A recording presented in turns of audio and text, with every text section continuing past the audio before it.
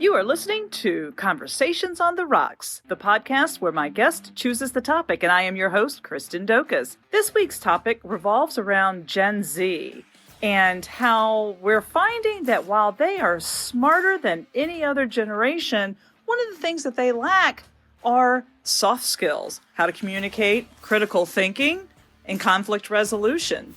And what tips that we as adults and parents can help them succeed on that level. So grab your favorite cocktail or a cup of joe and let's get started. Greetings, everyone. This is Kristen, and this week I am joined on the show with Glynis Bell. Glynis has worked in the community with nonprofits, students at our local colleges and universities. She's the author of the book, Fierce and Fabulous, A Young Lady's Guide to Inspiration and Positive Self-Image.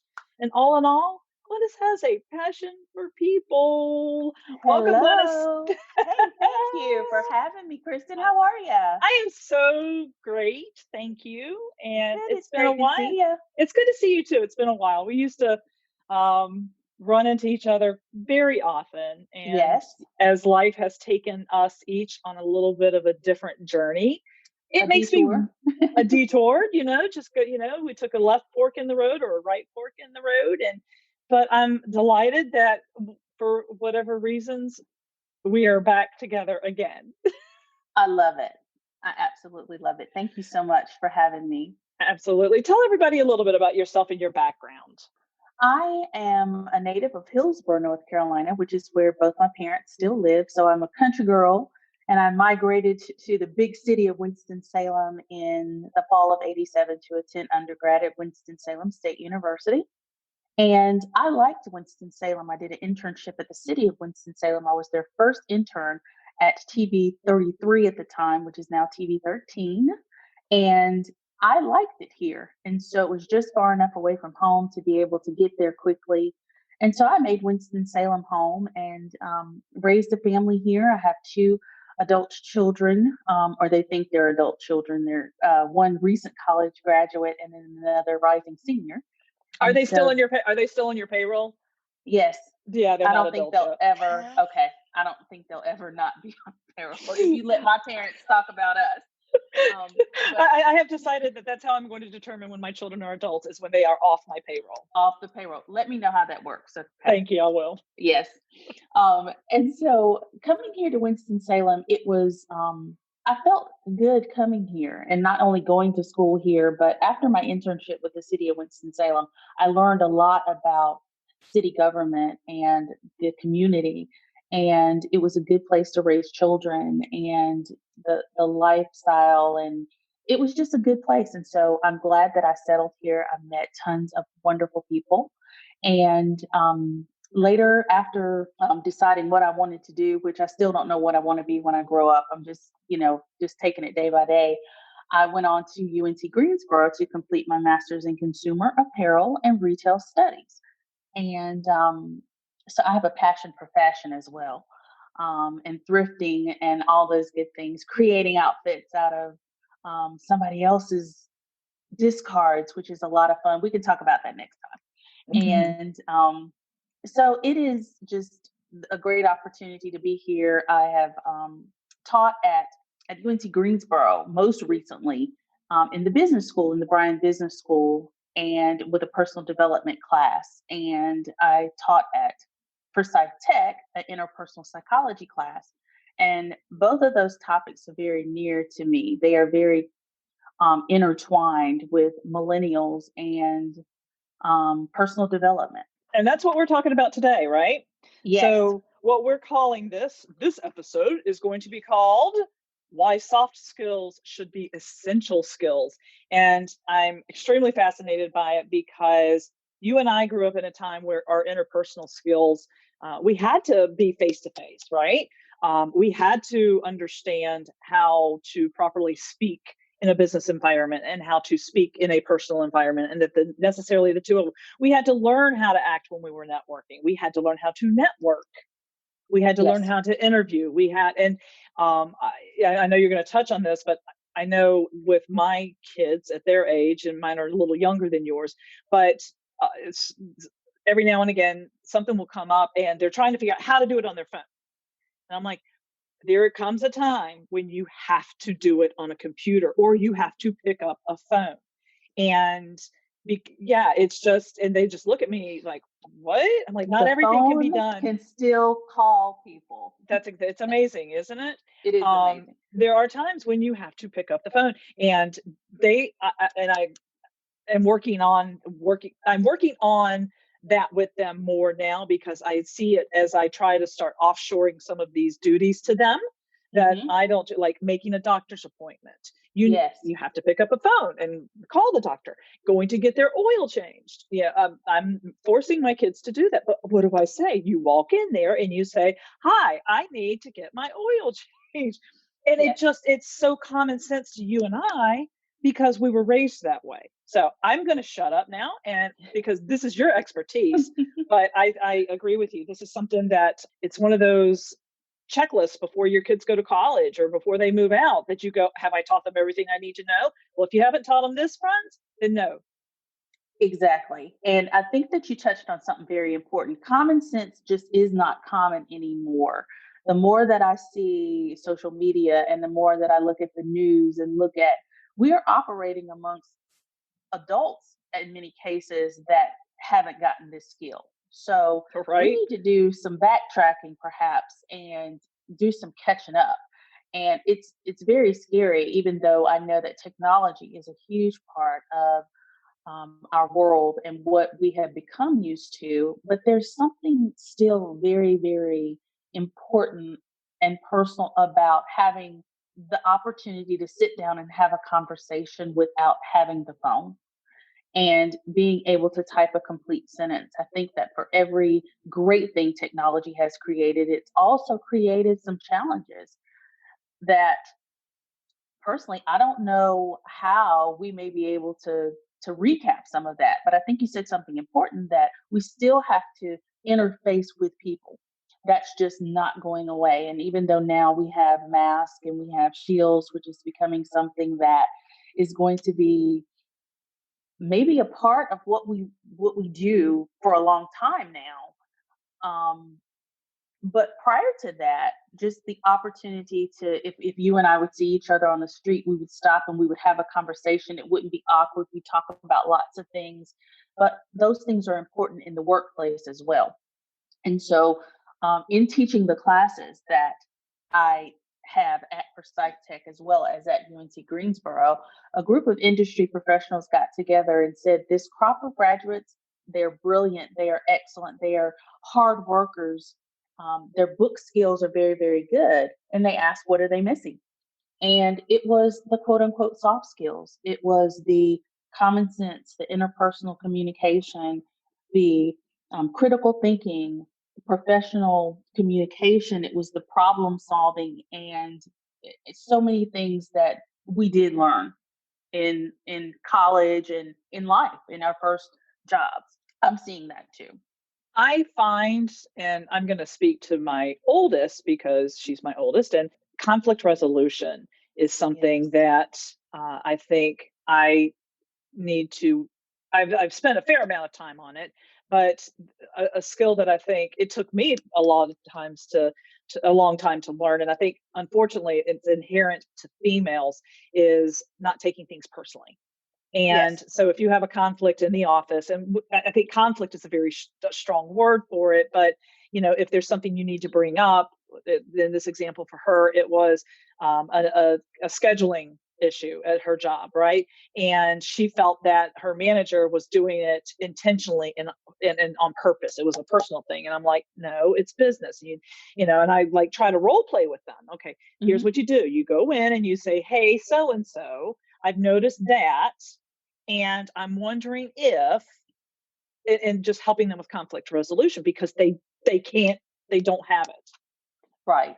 And I think a lot of it does start at home. One of the things that we used to do when the kids were here is have conversations around the dinner table, and we bring up a topic where I say, okay, um, let's go ahead and get all the crazy things out right now so that when you go out in the real world and you're out there, that we have addressed some of those things here. So we would have dinner table crazy conversations, if you will, so that they could bring up things and you look at them and say, did you really say that? Did you really think that? And then we would go from there. So it became comical, but it also was very, very necessary. And I think that the light bulb goes off when your kids come home from college and they say, I hate to say this, Mom, but you were right. And that's when that you've done something correctly. And there's a lot of things that they won't ever know, having to use a fax machine or write a check. A lot of people don't do that anymore. Understanding your balance, they just go in and they just, I've had a number of calls. It's like, Mom, there's no money in the bank, and did you check your balance? Did you call the bank? Did you do so? Some of these basic things that we had to go into the bank because we didn't have online banking. Right. You actually had to keep a ledger. Yes. And if they had to keep a ledger, I'd be terrified. Well, I don't anymore, but that's because I check my account every day, right? And right. I keep an Excel spreadsheet and I know what I've written out. It's interesting you bring up the bank thing because my youngest, when she was 14 or 15, since you couldn't get a real checking account until she was 6, she needed some place to put her monies. Mm-hmm. So I opened up a Capital 360 account for her, which was a teenager account. And I had to have this conversation with her, no kidding, 3 nights ago. And I've had it with her before because I got a notification that she had overdrawn her money, right? Mm-hmm. And she goes, I know, I just checked it. I know the money was there. And I said, okay. Let me guess, because this has happened before. And she was like, I want to move banks. I'm like, no, you don't want to do that because they're not charging you an overdraft, and a Legacy or somebody else will be charging you an overdraft. It's gas. So what I had to explain to her, I said, when you go and you swipe that card, they're only going to approve it for like $1 or $5. Mm-hmm. And then then 24 hours later, the full amount's going to come. And that's exactly what had happened. So she thought the pump was just going to stop when she got to whatever balance she had put in there. And I'm like, it's little things like that. Again, it goes back to you and I just take it for granted. And it's something that we have to sit budgeting. Yes. Figuring out the budget. This is how much you get paid. This is how much you can spend. This is how much you owe here. Here's how much you owe over there. It can be complicated, but there's some basic skills that are necessary. And what I'm finding too is that they're not ready sometimes, and they need a little bit more time in the incubator. I'm Eugene B. Sims, and my award-winning blog, WheelersDog.com, is now a full-fledged podcast. Wheelers Dog Podcast, available anywhere you get podcasts and YouTube. For my son, he went off to North Carolina A&T after he finished Atkins High School. And his first year was it was a train wreck. And he came home and he went to community college and he spent a year there, and he needed that extra time. And it made a world of difference in his attitude, in his understanding of the fact that at the time he was a student. That's all he had to be. He didn't have to work, and he didn't have to worry about raising a family or taking care of parents at the time. That his only job was to go to school, and that's what he needed to focus on. And he gained a greater appreciation for being in the class with students who were retooling, students who had all those responsibilities plus some, and they still were going to school. And so it was an opportunity for him to learn some life skills that he didn't even know he needed to learn. And you mentioned something. Emotional intelligence is something that's really, really important.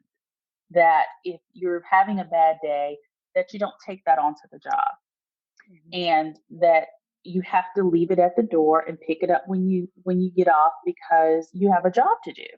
And you may not feel well, but you have to press on, and you can't take that out on the customers, or you can't take that out onto other people. One of the things that used to really interest me, if you will, when I was talking to the students when I was at Forsyth Tech, they would tell me that if there was a big event going on, a ball game or something, they'd say, well, I'm not going to work. What do you mean you're not going to work?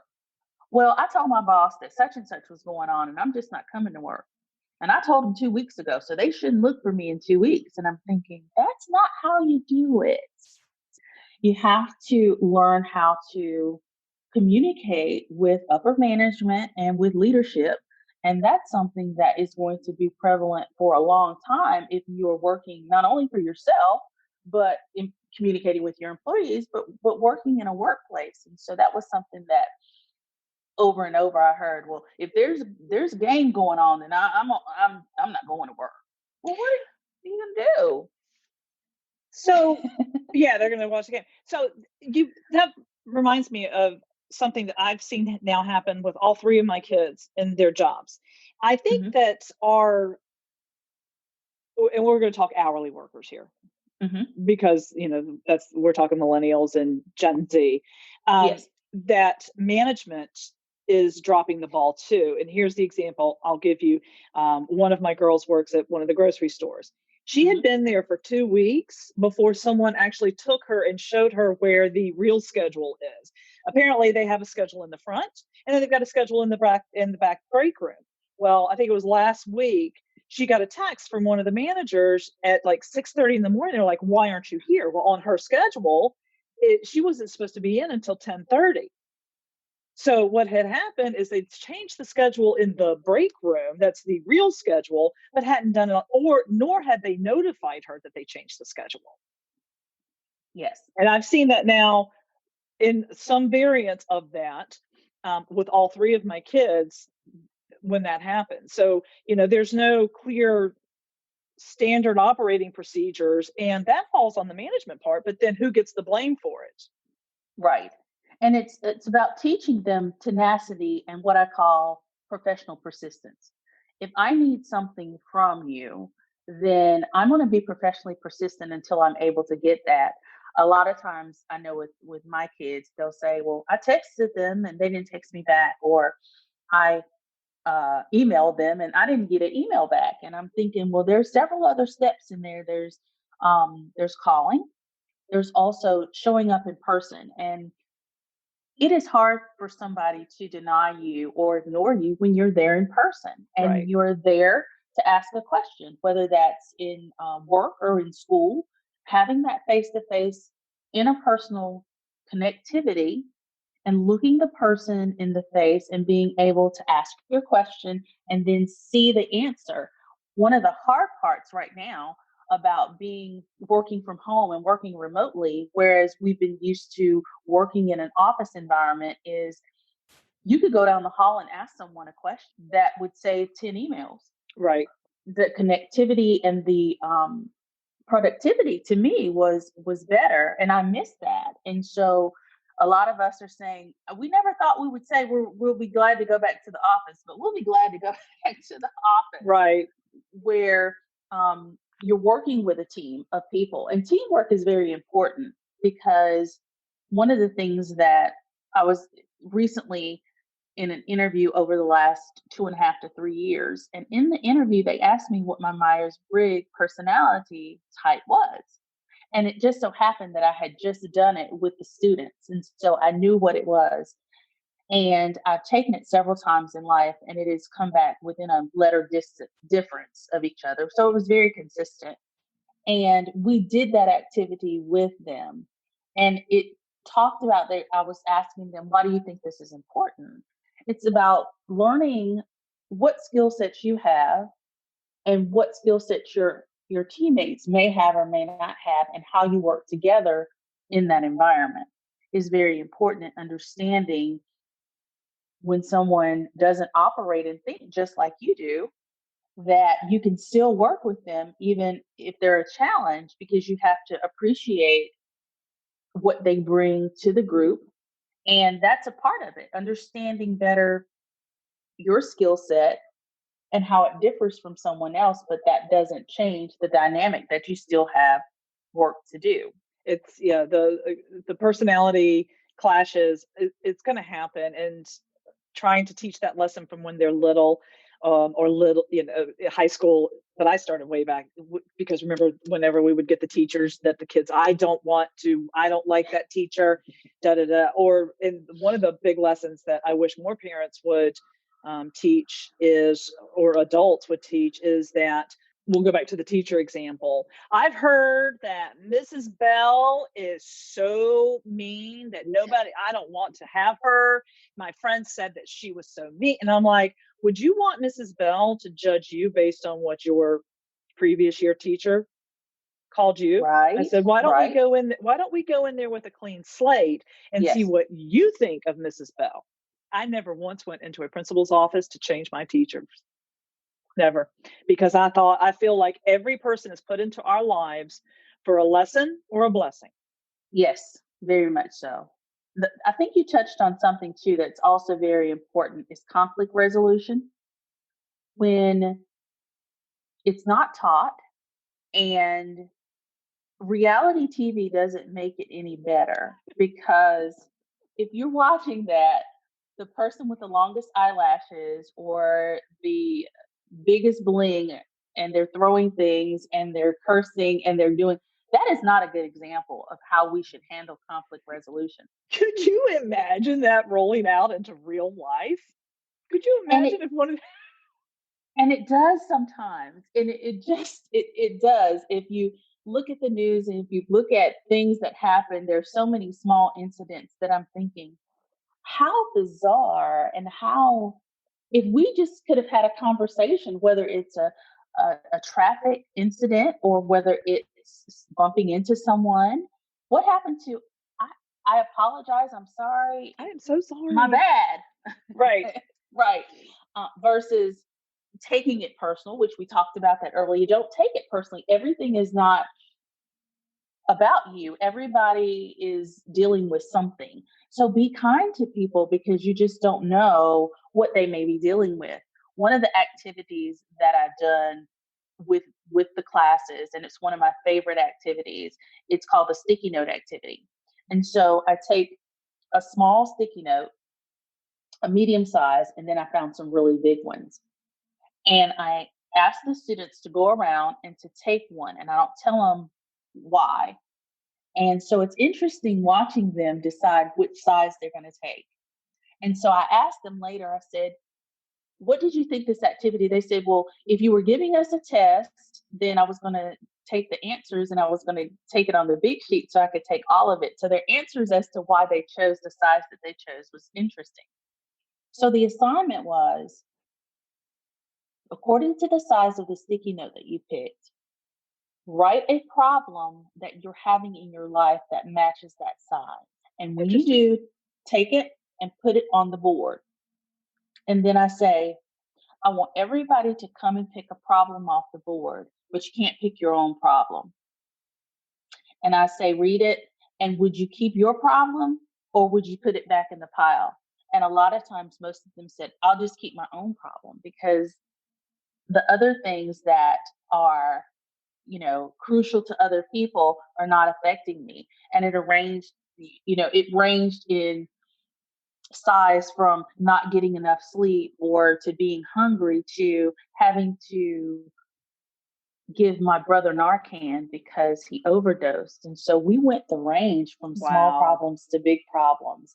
And it was just a lesson of, wow, it's everybody's dealing with something, either large, medium, or small at all times. And so how do we cope with those things? How do we manage those things? And how do we learn from those things, and something that are life lessons? And especially with the past couple months, being compassionate. And it's something I've repeated over and over again to friends, to family in this show, is if everyone would just have dig deep and find all the compassion that you can, because we, like you said, we all have our own problems and they're all big to us. Yes. And I think that's a great exercise. And, just with the kids, it's when they get upset over how somebody's reacted, and I'm like, you've got to, don't take it personally, going back to taking things personally. I said, just realize that everybody's having a tough time right now. Yes. And not all of us have the skills to be able to ask for what we need. Right. So communicating one-on-one is being able to ask for what you need, and not being ashamed of that, and being okay with being able to ask, and realizing that she may have a problem or a challenge, but it's being able to communicate that is very, very important.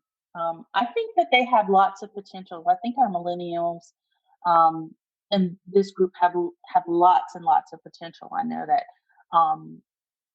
it's up to us to continue to work with them and to be patient with them, and to know that we had to learn some way, and so sometimes we had to learn by doing and making mistakes, but putting the compassion lens and the critical thinking lens and all of those lenses on at one time, and just listening for what the answer is before we listen to respond, not to understand. Absolutely. And I think our generation, Gen X, we I don't know about you. I certainly was not taught these kind of skills. Coming from a boomer parenting generation, it was, this is how it's going to be. This is what you don't do this, you don't do that. Whereas I think it taught us as Gen X, whether our kids are millennials or whether they're Gen Z, is it's more helpful if we explain to them the whys. Because I remember being really frustrated growing up when I just was kind of thrown to the wolves. I was not taught conflict resolution. I was not taught how to go into my boss and say, hey, I've got this. Nobody likes to deal with conflict, no matter how big or how little it is. Right. Everybody wants to, tiptoe through the daisies and be just like, life is great, life is wonderful. But I'm going to go back, especially our girls. Our girls need to really understand that having needs and being needy are two different things. Yes. And how do we ask for those needs? How do we say, this is not okay for me? This is, Yes. I have, and I'm talking like an interpersonal and professional instances, but you have to have the skill set to be able to go in and have what could be a tough conversation with your boss. But girls take things so personally, they don't see that to their boss, it's just going to be a conversation about work. Right. And they get so much anxiety. And then they're a big ball of nerves. And then I have written a book, Kristen, called Fierce and Fabulous, A Young Lady's Guide to Inspiration and Positive Self-Image. And I'm going to put that link in this too. So thank you. It was published with Author House Publishing in 2016.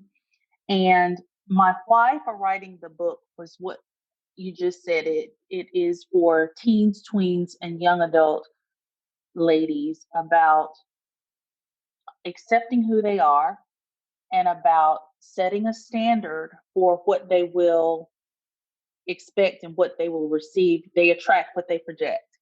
And it is the village.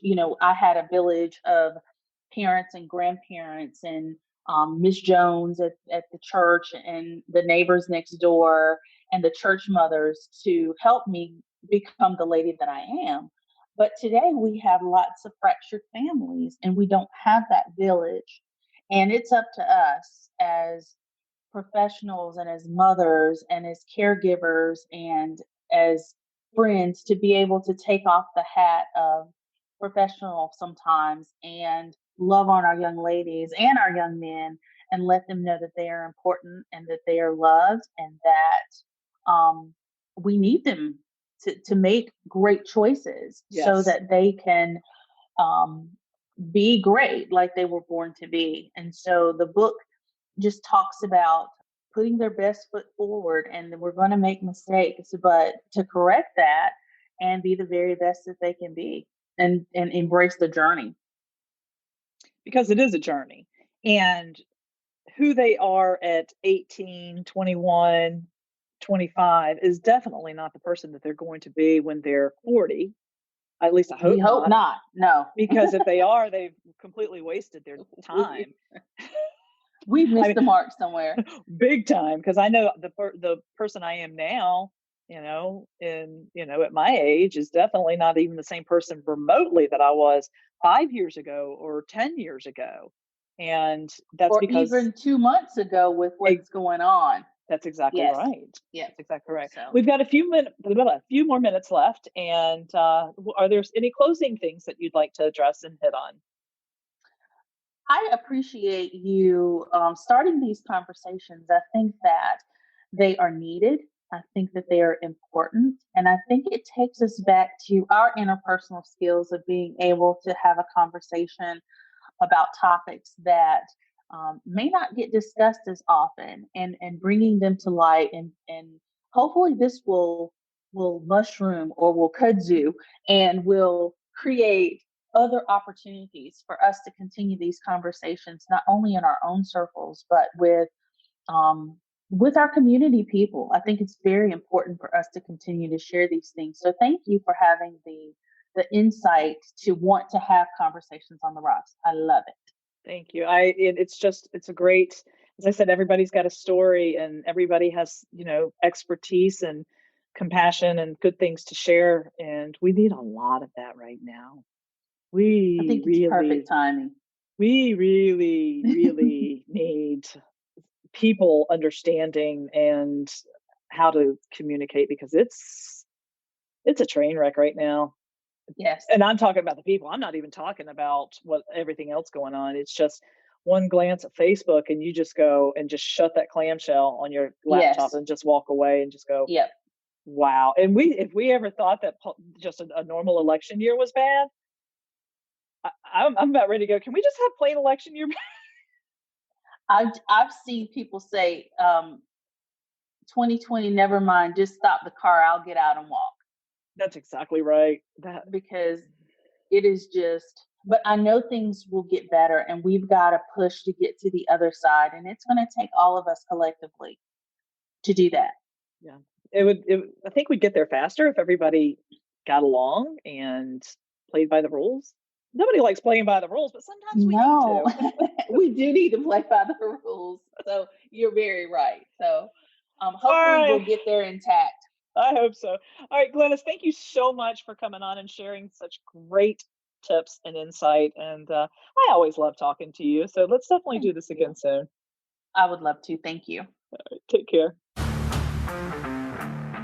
And that, my friends, is a wrap on this week's show. Thanks so much for listening. You can get all of the episodes at conversationsontheRocks.com. You can also follow me on Twitter, and that's at Kristen Daukas, KristenDaukas. Until next week, keep it real, and let's hear what your story is.